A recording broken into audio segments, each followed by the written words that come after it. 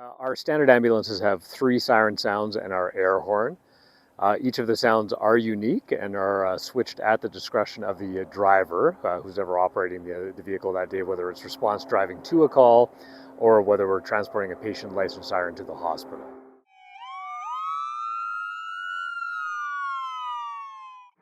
The first siren sound, which is the most common, is called wail. It's the one that just goes sort of up and down in a sort of a wailing pitch.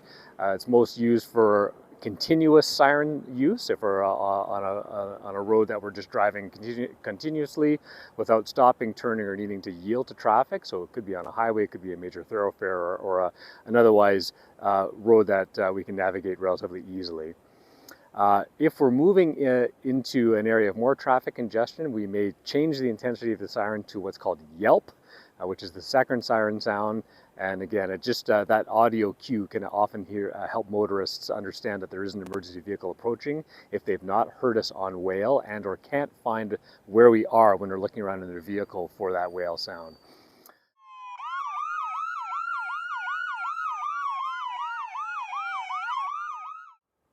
The third sound is called T3. It is a very high intensity, high frequency sound that we use when we may be moving through an intersection where there's a lot of traffic that we need to make sure that they are hearing us as we proceed through. And or if we want to differentiate ourselves from other emergency vehicles such as fire trucks or police cars or another EMS vehicle that we may also be following through an intersection.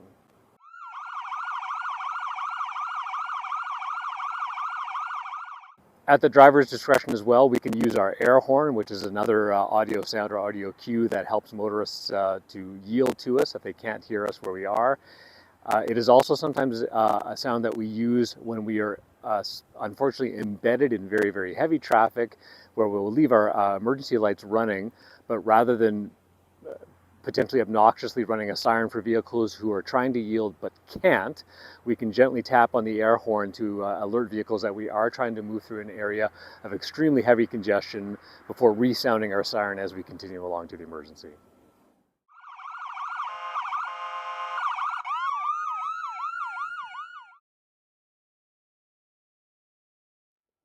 The siren manufacturers themselves that are in each of the emergency vehicles are different.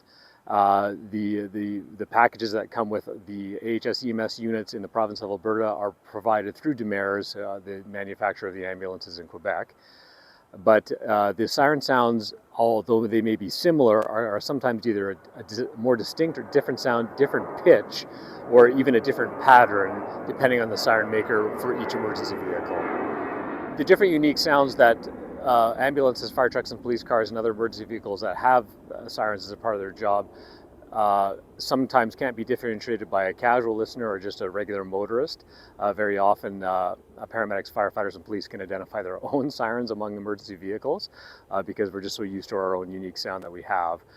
So again, although each of the emergency services will choose the pattern of their siren at their discretion, and depending on what they're needing to do as to alert motorists, all of them will have this generally the same effect.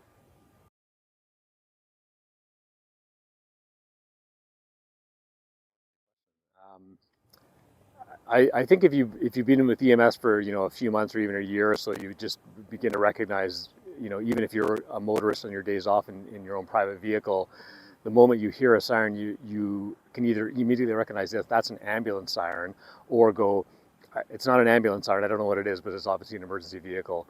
But again, police and fire also have sort of different tactics as well that they use when they're doing some response driving versus EMS. So it just largely depends on again, the agency that's responding, perhaps all 3, but also the discretion of the operator that day.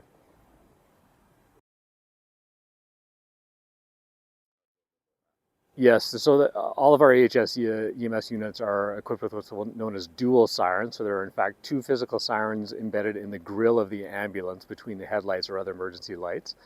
They're positioned there, so obviously at the very, very front of the ambulance, so the sound projects forward, but it also is sort of directed at the motorists most immediately in front of the unit.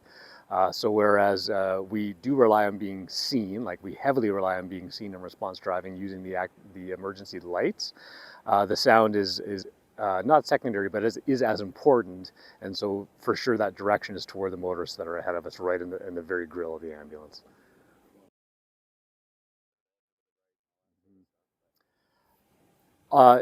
We recognize that even in normal traffic noise, or perhaps with a radio on in your car or a regular conversation, that can actually defeat siren noise unintentionally. And so that is why we do rely on being seen using our emergency lights. But do your best. If you begin to hear a siren, or someone in your vehicle alerts you that they hear a siren, turn down your radio. If you can, crack a window and just begin to look immediately for where that siren sound may be coming from. It may be the case that it is in an opposing lane or a divided area where you do not have to yield, and you'll just watch that vehicle proceed past you in the opposite direction. But however, particularly as you approach an intersection, or the longer you can hear a siren without seeing it, proceed with increasing caution until you can identify exactly where that emergency vehicle is coming from and where they're going. Also recognize that an emergency vehicle traveling in one direction may not be choosing to stay in that direction for very long, whether they are needing to make a U-turn in an intersection, whether they may proceed actually down the wrong way of a one-way street, or they may be proceeding to make perhaps a left turn from the extreme right lane because that is the lane that is open for them to use. So that is why it's always important to actually bring your vehicle to a complete stop as an emergency vehicle passes you.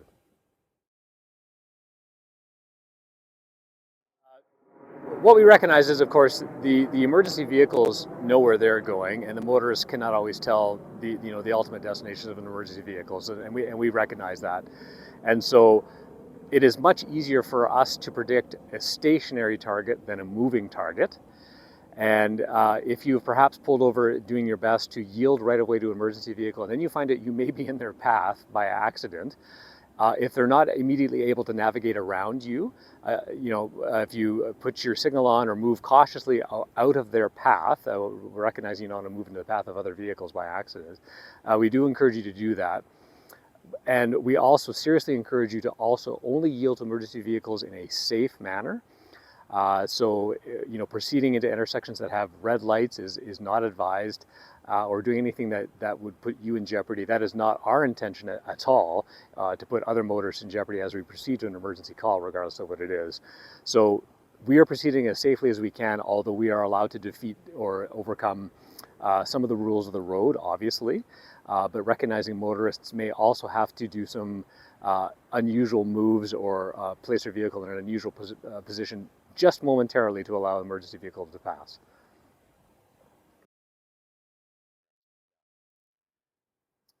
One caution we'd like to advise motorists as well is when there's one emergency vehicle, there's often more.